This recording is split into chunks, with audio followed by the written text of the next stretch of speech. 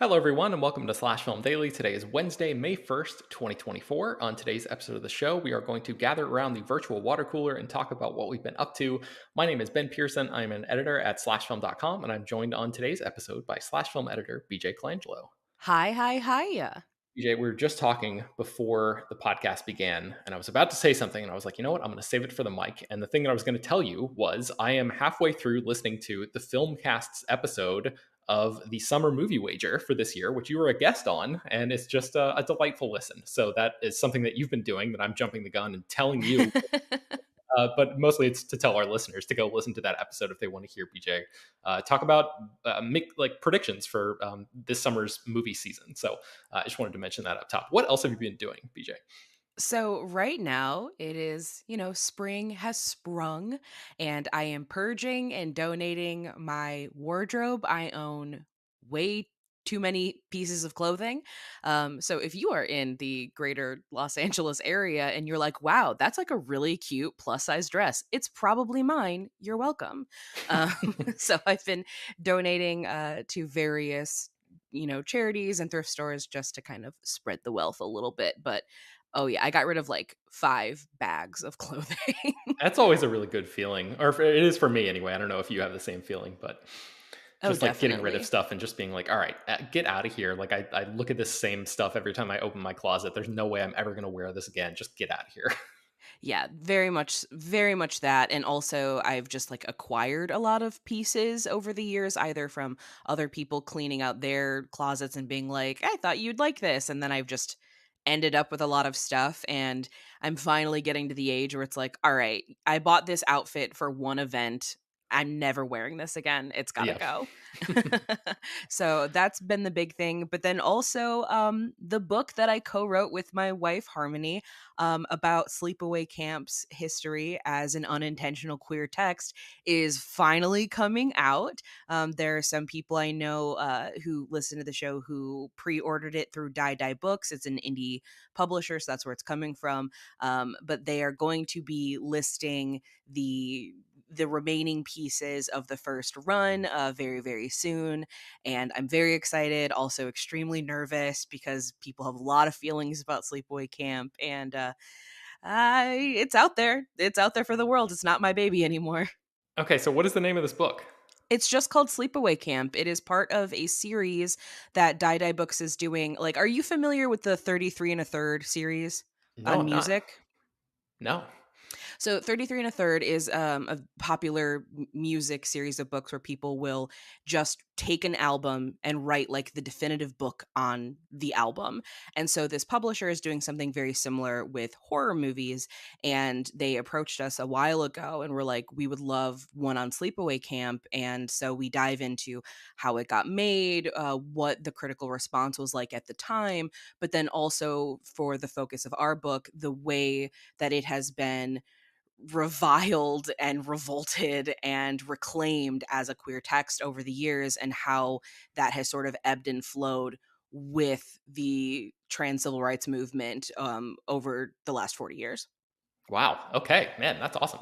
Man, BJ, I'm like embarrassed to say that I still have not seen the original. I've never seen any Sleepaway Camp movie, so I really need to rectify that, especially with this book on the way. So, yes, excellent. Okay, so I guess people can probably find this just by googling Sleepaway Camp BJ Colangelo. I'm guessing Oh they'll yeah, be able they'll to find find it. it. Or if you go to Die Books, all one word, that's the publisher that's putting it out. There's also other books as part of this series. There's one on the Wolfman, there's one on Threads, there's one on Poltergeist, and the one that's coming after us is on the Love Witch. So there's a wide spectrum of horror movie to choose from, and I know they're going to be continuing this series moving forward with other authors doing other titles. But it's exciting and also terrifying. That is awesome. Okay, so definitely check that out. That's what you've been writing recently, BJ. What have you been reading? Okay, so I have been reading the essays of Freya India. She is a Gen Z culture writer, and I am so obsessed with her as a writer. She freelances for a lot of different publications, but she also has her own newsletter. But she writes very authentically and nuanced about Gen Z, the way Gen Z consumes culture, the way Gen Z participates in culture, and is very very honest about things. Like, she definitely doesn't come from the perspective of like, these kids these days, because she's part of Gen Z, but at the same time isn't being that person that's like, well, since everyone in Gen Z does everything on their phone, it's totally cool for them to be, recording in movie theaters. Like, she's like, nah, that's still unacceptable. But what she Mhm. does is she dives into the different cultural factors and the different social factors that has gotten culture to this place right now. And it's just really, really fascinating stuff that I'm really into. She wrote a piece recently about how many Gen Z teenagers are actively like yearning and feeling nostalgic for a time period they never got to experience, and why so many of them have become fascinated with these old handheld recordings of high schoolers in the 90s, where they'll even point out, they're like, yeah, it's one thing to talk about like living in the moment, but even the kids in the background that are not the focus of this video, they're not all glued to their phones. They're actually interacting with each other, and I don't know what that feels like. I don't know Right. what it's like to have my first kiss and not have already seen porn on Pornhub. Like, that sort of stuff is really interesting to me. And she's such an incredible voice. And I can't stop reading her work. Yeah, you put a link. We created this document with the show notes, and you put a link to her stuff in there because we filled this out a little bit earlier, before we started recording. So I actually had time to click over and read a couple of those essays, and they're really, really good. I read that one that you're talking about. It's called "A Time We Never Knew," and it's exceptionally well written. There's also a really good one called "You Don't Need to Document Everything" that I really got a lot out of. There was a stat, I think it was in that essay, that said almost 70% of Gen Z say social media makes them feel stressed, anxious, and depressed, but over half want to be influencers. And I just thought that was like, I've never seen those two statistics right next to each other before. Hmm. So I just thought that was a really smart way to frame the conversation that she was trying to have there. So I'm going to keep that link in the show notes, obviously, and we recommend going over there and reading that stuff. So thanks for that, BJ. I had not heard of this writer before, but I'm definitely going to be following her stuff moving forward. She's a great writer. Speaking Definitely. of great writers, I read Sylvia Plath's The Bell Jar for the first time. You ever read this book? Oh, absolutely. And I have a I used to do a storytelling comedy, and I've talked about how I hit on a girl at a party because she had a bell jar tattoo behind her ear, which might as well be the bat signal for lesbians.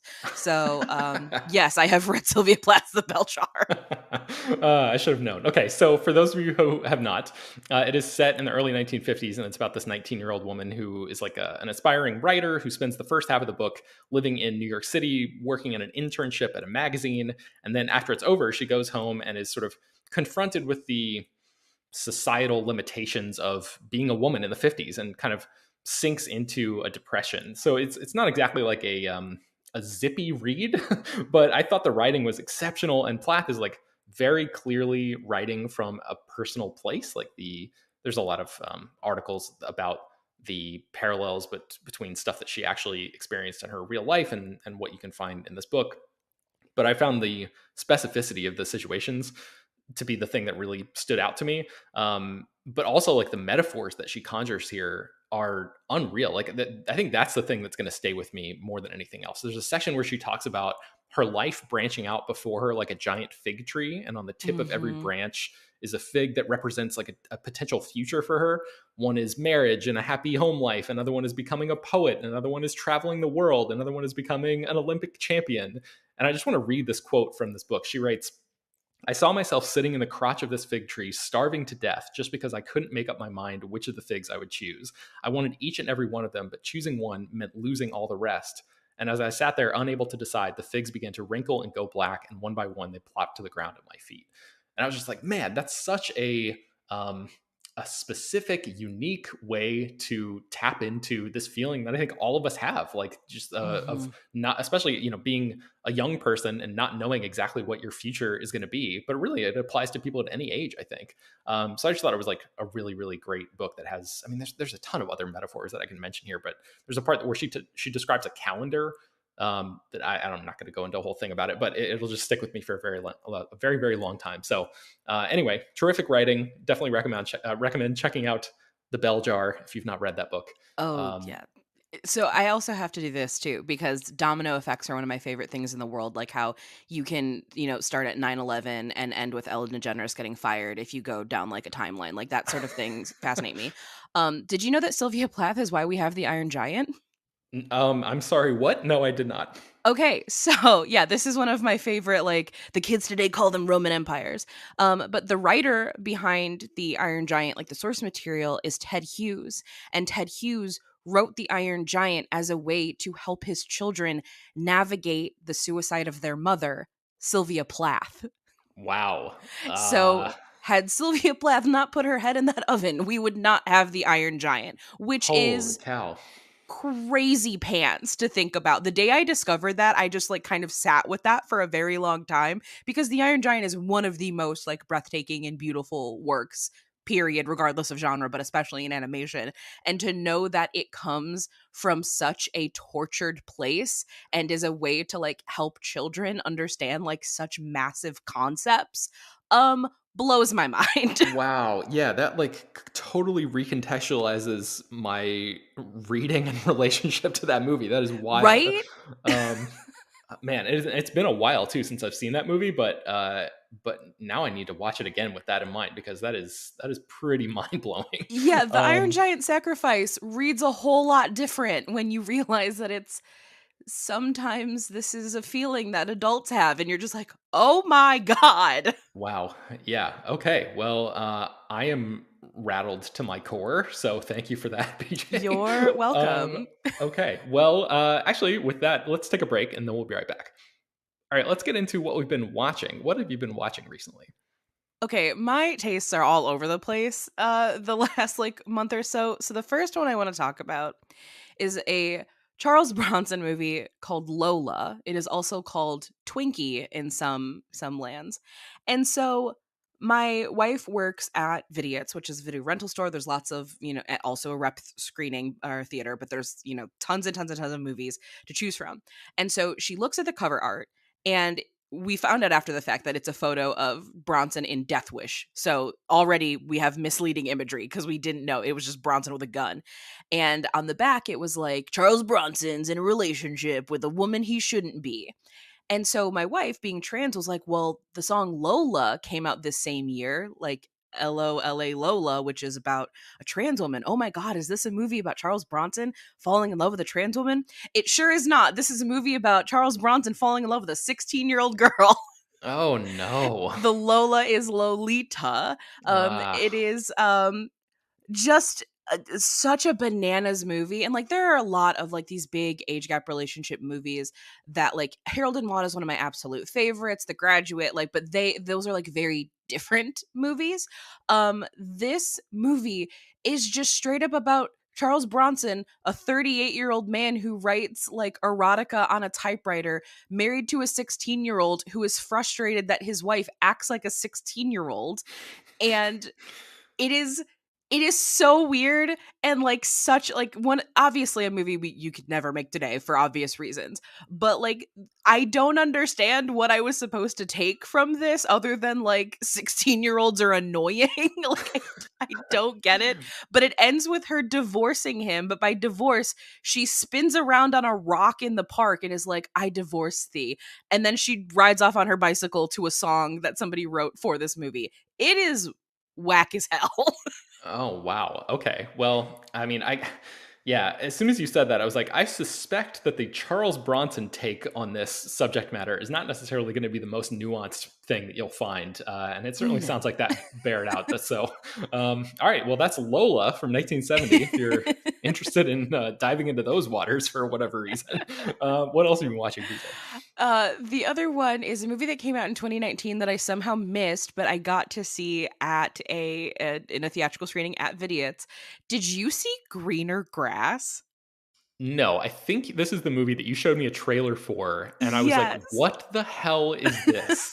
So, Greener Grass is like a suburban nightmare. It is like such a treasure and also a cursed object.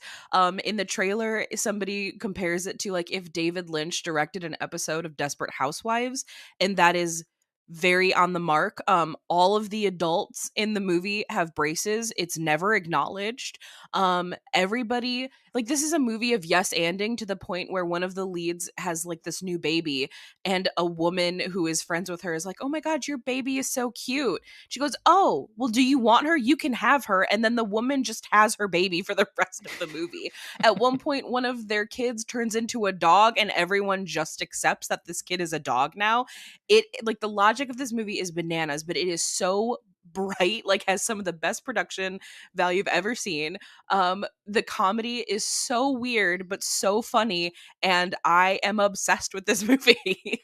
Yeah, the cast for this is kind of wild too. Like Mary Holland, Darcy Carden, Neil Casey, like a lot of Beck Bennett from SNL, like a lot of folks that you would recognize from like the comedy scene, just kind of like dropping in on this really bonkers looking thing. I've never seen this movie, BJ, but it sounds really, really wild. It's very wild. I had a blast and a half with it. This is definitely a polarizing film. People either like, nope, I'm in, this is super funny, I'm all about it, or they're like, I don't get it and I'm out. Like, there's no middle ground on this movie. Yeah, I would recommend watching the trailer if you're like on the fence, because I feel like based on what you've said, it gives a pretty decent sense of like the tone and sort of what people are getting themselves into. So Yeah, and it's very much, this is the brainchild of Jocelyn DeBoer and Don Luby, who both star in it. They both directed it. They both wrote it. It's based on a short film they made. Like, this is very much their baby, and like, it is just, it's such weirdo shit, but like definitive weirdo shit, not like, oh, we think we're being kind of cool and edgy and weird. It's like, no, no, no, it's actually weird. yeah, like full bore. Okay, well Yeah. that movie is called Greener Grass, and it's from 2019. If you want to check that out, you have another one here listed. I What's this movie? do. I watched Infested on Shudder, which is the French spider movie, is the best way to call it. So a thing that I don't talk about very often, I have something called formication, which is an anxiety disorder where you imagine you have bugs under your skin. So you tend, like, I tend to, when I get really stressed out, itch. I get phantom, there's bugs crawling on me sensations. It's awful and debilitating, and it makes watching movies about like spiders or bugs very difficult. And I It was sounds like, like you it would know be the what? worst thing in the world. Why on earth would you seek this out? Because I'm an idiot, Ben. I don't know if you've not learned that before, but I was like, you know what? I'm gonna do it. I missed this when it was, playing at Overlook. I'm gonna watch it. And so I'm sitting there, and there's so many spiders in this movie, and a lot of them are real spiders. So they don't have weird CGI things. Some of the spiders are huge, but there's just so many of them, and they're real, and it's so upsetting. If you have any arachnophobia at all, maybe not for you. This movie might terrorize you, because it very much is like the scariest spider movie I've seen since Arachnophobia. Yeah, I do not like spiders, so I will not be seeking this out. I do want to mention, though, this is the movie that we've mentioned this director's name before, Sebastian Vanacek. He's one of the people who's going to be working on one of the upcoming Evil Dead films. Chris and I talked about Mhm. that earlier this week. So I guess, like, first of all, BJ, I'm sorry that you you went through this, what I imagine is a terrible viewing experience combined with your real life affliction there. But thinking about it from I guess from an Evil Dead perspective, because I know you're a big fan of that franchise, watching this director, which I think this might be like his first movie, or at least his biggest movie anyway. What do you think about this as sort of like a proving ground type of film for a potential Evil Dead thing? Oh yeah, I am very on board with what the evil, like, so a movie set in the universe of Evil Dead looks like from this director, because the scares in this movie are so well crafted, because some of them are very creepy. Like, there's such like a creepiness to this movie, but it also has really really good jump scares that don't feel cheap. They feel very earned, which is what Evil Dead has always thrived in, is that it has a sense of creepiness, but it also at the same time has very earned jump scares, but it also, there's like a simmering sense of fun. For as miserable of an experience this was, it was still very fun, because I was on just like this constant adrenaline roller coaster, and I like that. I like that sensation. I like that feeling, even though it's like not good for me. So I think he's got the juice. I think he could pull this off. Okay, so the movie is called Infested, and it's streaming on Shudder right now. I recently rewatched the Coen Brothers' "Oh Brother, Where Art Thou?" Where do you Oh, stand awesome. on this movie these days? It's been a while since I've rewatched it, but I remember when it came out really loving it. Yeah, me too. So it came out in 2000, and I don't know, like there's so many moments that were burned into my brain. I don't think this was a movie that was like in my rotation, a ton. Maybe it was on, when I was in college or something, and so I absorbed it more that way. But I know, like, start to finish, I've only seen this movie once or twice. Maybe I've seen parts of it on TV or something. But in my mind, I loved this movie. And rewatching it now, because my wife had never seen it, so I was like, oh yeah, this is like one of the better Coen Brothers movies. Let's fire this up. And watching it now, I'm kind of like, it's possible for a movie to be iconic, but also not as great as I remember it, or like not, I mean, maybe even just like not great, period, but also iconic. Like there are so many lines, and like obviously the sort of a sepia tone look of the movie was really groundbreaking for the time. The digital color correction and all that stuff that went into the aesthetics of it. Some of the performances are really memorable. I think it's like top tier George Clooney still. But like overall, the experience, I was kind of like, huh, that was not as sort of like electric and hilarious and like just all across the board great as I remember it being. So I just had a weird experience watching this movie. I was curious if anybody else, I don't know, maybe because the Coens are so weird, right? Because they have such a huge filmography, and there's like never really been there's constant arguments about what constitutes top tier Cohen, what's mid tier, what's like their worst stuff. I think it's easier to get everybody to agree on like the bottom 3 or 4 movies that they make, but Mm-hmm. it kind of feels like everything else is kind of up for grabs based on the personalities of the people who are having the argument. So I don't know, in my mind, Oh Brother Where Art Thou was absolutely top tier Coens, and now I've personally moved it down into mid tier. So I don't know, just wanted to throw that out there. I don't know if any of our listeners are just going to write in and be like, no, you're a moron, this movie is great and here's why. And I would love to read that if anybody has any I guess defense of this movie or whatever, or just reasons why you love it. But yeah, just wanted to throw that out there. Sometimes opinions change. So there's that. I also watched Shadow of the Thin Man for the first time. Have we talked about these Thin Man movies? Have you seen any of these films, I BJ? have. It's been a while. I watched predominantly these in college.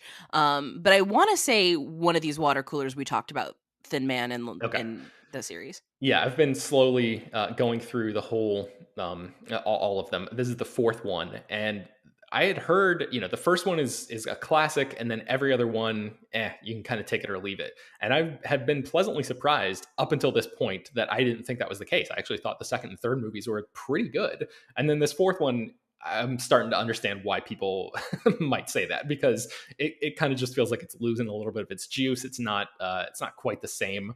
It feels like maybe the formula is getting just a little bit stale. So anyway, that's the fourth out of 6 of these. So I've got 2 more to Is this the one watch, at the and racetrack? it is, yes. Okay. I know which one we're talking about now. Yeah. And there's still like some funny moments or whatever, but I think the first 3 movies are like primarily really impressive murder mysteries that are like uh, convoluted in a good way, where that reminds me of Raymond Chandler and Dashiell Hammett. Some of the best sort of like hard boiled writing of the 30s and 40s and 50s and whatever. And this movie just kind of felt like uh, maybe a discarded draft of an old story or something like that. It didn't have the same juice to it. So anyway, that movie is called Shadow of the Thin Man, if you want to check that out. A couple more things I wanted to mention real quick. Have you seen Hundreds of Beavers? Oh my god, yes, I have.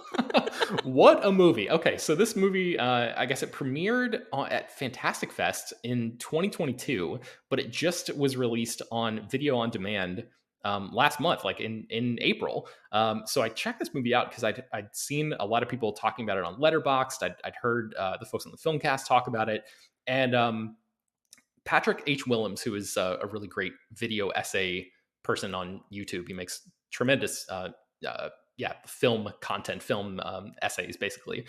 He wrote on his Letterboxd review of this movie that it's basically like the best video game movie that's not actually adapted from a video game. And I think that's maybe the best way to describe what this movie is. That combined with like a live action Looney Tune cartoon, Totally. because it is like, I mean, if I say this movie is like a live action Looney Tune cartoon, you kind of have an idea of what to expect. But this movie is like the most literal version of that I can imagine that isn't a Space Jam movie. You know what I mean? Like it Hmm. is so the style of it and it's a largely silent movie about this um, basically like a the Wikipedia says an Applejack salesman. So Hmm. he has his farm destroyed when a beaver eats one of the support beams of a giant keg, which rolls into his fireplace and explodes. And then he basically spends the whole rest of the movie like trying to fall in, like woo the daughter of a local business and trying to just kill all of these beavers in order to sort of prove his worth to the lone woman in this wooded area where they all live. And these beavers come after him and there are wolves involved, and all of the animals and the creatures and stuff are just people dressed in like mascot costumes of the animals that they're supposed to represent.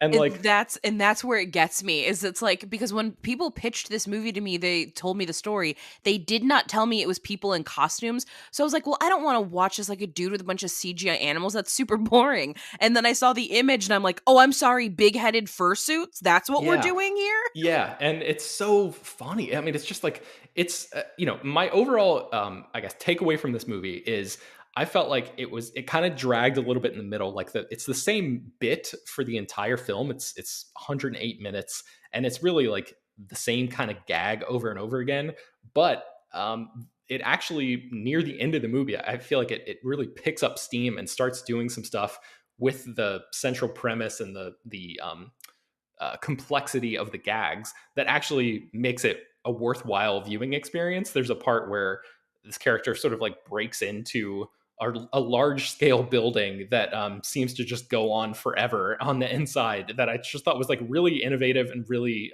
interestingly done. So yeah, Hundreds of Beavers. It's a weird movie to talk about. It's a tough movie to talk about. It's like pure vibes, but and I mean, it's just such a bizarre experience. So, what did you think about this movie? I had an absolute blast with it. It was I died. I laughed so hard. And I get what you're saying about it kind of having a little bit of lull in the middle, but how I view it is that it's doing the thing where it's hitting the same bit so hard that you're like, "Oh, this is a good bit. This is a good bit. Okay, I'm getting tired of it. I'm getting tired of it. Ah, you got me back in." Like they Yeah, do it enough that it comes full circle being great again.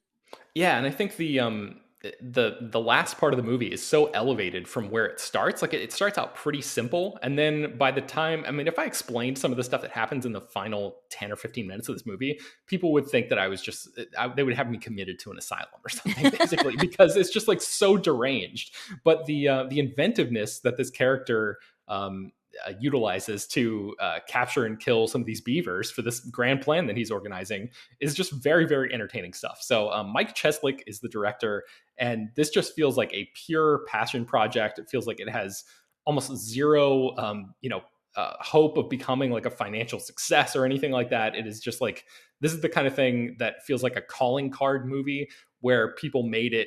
I have no idea how it was actually made, but it feels like it was made on the weekends over the course of a year with just a bunch of friends getting together and like pulling in favors. And it really has that sort of like scrappy can do energy where everybody's just buying into this really delightfully bonkers concept that this visionary director had. So yeah, it's called Hundreds of Beavers. It's available on video on demand right now, and I would recommend checking it out. And maybe just like try to seek out a trailer or a clip or something to get a sense of what exactly it is that you're in for. But yeah, what a movie! What a singular viewing experience from the year 2024, certainly. Hmm.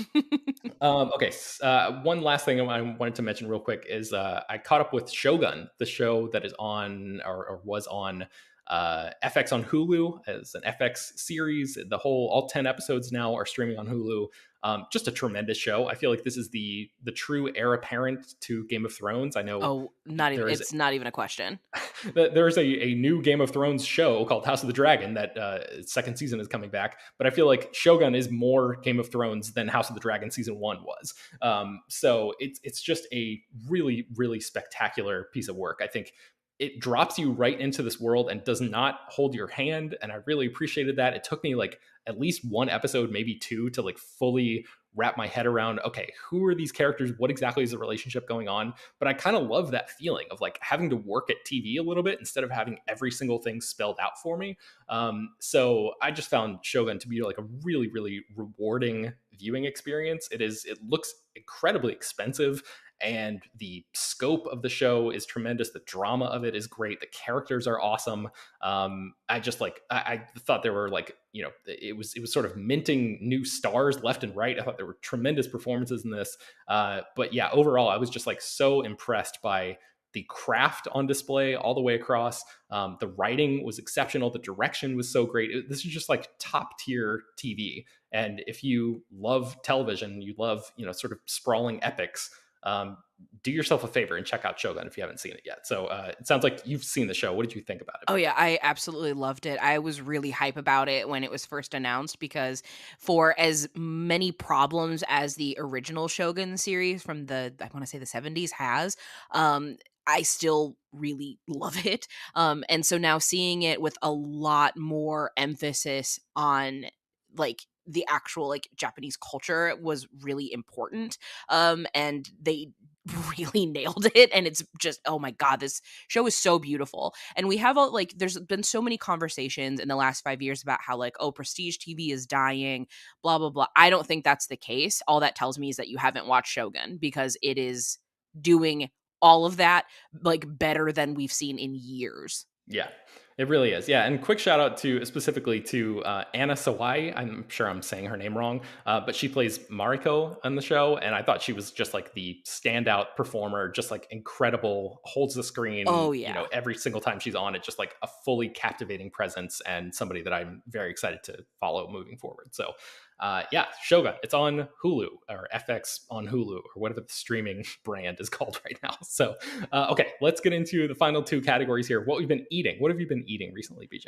Okay, so I don't know why it's now. I don't know if it's because it's spring and that means spicy nugget season, but this is the time of year where all of the fast food restaurants have spicy nuggets, because some places like Wendy's are real ones and have them year round, but other places do not. So I have been slowly but surely going through all of the spicy nuggets that I can find and determining a champion. I get sent a lot of like fast food gift cards from my family because they're like, we don't know what to gift you because you're an adult. So here's gift cards for gas and food. And, Mm-hmm. it doesn't bother me any. So I have had Jack in the Box, KFC, Burger King, McDonald's, and Wendy's. And I hate to say it because I'm very unhappy with the McDonald's Corporation for their financial political things right now, but their spicy nuggets are so different than everyone else's because they are still very crispy. It doesn't have like a weird like layer over it of the spice. It's just embedded in it. But Wendy's is always going to be the crown jewel for me because they allow me to have them year round. So that's just what I've been doing, because live trash, die trash. That's just who I am. Okay, so it sounds like you're the way that you're determining the winner. It sounds like there are multiple factors at play here. So I don't know. I guess Oh it's yeah, like there's a like breading loose to win for chicken. McDonald's, but Yeah, there's like breading to chicken ratio. So like Jack in the Box popcorn chicken is very good, but the problem is they give you so many pieces that are really small that are basically just breading and there's not chicken. So like, Mm, you get points knocked for that. yep. Burger King's has like a layer of like spice over it, so then your hands get really dirty and like just covered in like this greasy spice sort of thing. Same thing with KFC. They're doing like their like sauce thing right now, and like the sauce to chicken ratio is like very inconsistent because it's a Mm. sauce being added to it. So it really comes down to like Wendy's and McDonald's, and Wendy's is just, that's my fave of all the fast foods. But the McDonald's spicy chicken nuggets are very, very good because it's just their same chicken nugget recipe, but with a spicier shell. And it's ridiculous how good it is.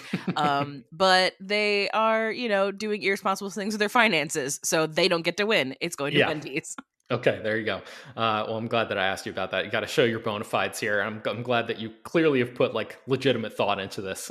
So that's great. All right, let's. I'm doing the work that no one else is willing to do. Yeah, there you go. So our final category here is what we've been playing. What have you been playing recently? I started playing the New York Times Connections because I kept seeing people talking about it, and I was like, okay, I'll see how this is. And what's funny is that when we were filling out this form, I was saying that I'm really bad at it because for a while I've not been doing good at Connections.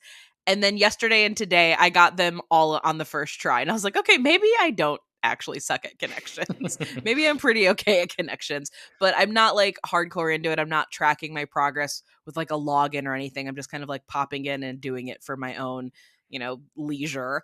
And I like it more than I like Wordle. I don't know. I like thinking puzzles. I like puzzles that make me actually have to flex my brain muscles a little bit. Yeah, I have a Discord with a group of my best friends from high school who we've kept in touch and everything, and we do Chrono, which is like I don't know if you've ever played that one, where it's like it gives you I think like 6 or 7 things, and you have to put it in order of which one happened first. Like it'll be like cuneiform writing. The first samples were discovered or something, and that one's like obviously like whatever 2000 BC or something, and then it'll be like Babe Ruth calls his shot, and that one's like in the 1920s, and you just kind of have to like figure out which order things go in. So that one's pretty fun. There's another one called Quizzle that we do that's like a trivia thing where it's like 5 or 6 questions of trivia every day, and then there's one movie one that we do called Framed. Have you ever played that one? Oh, I've played Framed. Yeah, Framed is cool. Yeah, Framed. I think it's like framed.wtf is the website, but it shows you like screenshots from movies, and you have like I think it's like 6 or 7 opportunities to guess what movie it is. So yeah, that was a fun one too. I've never done Connections, but like, is there a particular theme or something for Connections, BJ? What's So the what it gist of does it? is it gives you 16 words and you have to figure out what groups they all belong in. So it's like four groups of 4 words each. And they can be, sometimes they're super obvious where you'll get like, dill, butter, something else, and it's like, oh, these are all types of pickles, got it, you can put it together that way. Or sometimes it'll be like different names for something that you do, like bread, cash, whatever, like, oh, these are all different slang terms for money. And then Oh, I see. sometimes it's like really difficult because it'll be like you can add the word anti to all of this and they become like anti-establishment, anti whatever, and you're just Oh, like, interesting. oh, okay. So some of them are a little bit easier than others, but it's really challenging because sometimes they'll give you 2 words that feel like, well, this could all be a part of one group, but it could also be a part of this other group. And so that's where the difficulty comes into play. Crafty. Okay, that is called Connections. I'm gonna be seeking that out. That sounds fun. Okay, so I think that's going to do it for today's episode of the show. You can find more about all the stories that we mentioned on today's show at slashfilm.com and linked inside the show notes for this episode. Slash Film Daily is published every weekday, bringing you the most exciting news from the world of movies and TV, as well as deeper dives into the great features you can find on the site. You can subscribe to the show on Apple, Overcast, Spotify, wherever you get your podcasts. Send your feedback, questions, comments, concerns, and mailbag topics to us at bpearson@slashfilm.com. Make sure to leave your name and general geographic location in case we mention your email on the air. Don't forget to take a minute to rate and review the show on Apple Podcasts or Spotify. That really does help us out a lot. Tell your friends about the show any way you can. Thank you so much for listening, and we will talk to you all tomorrow.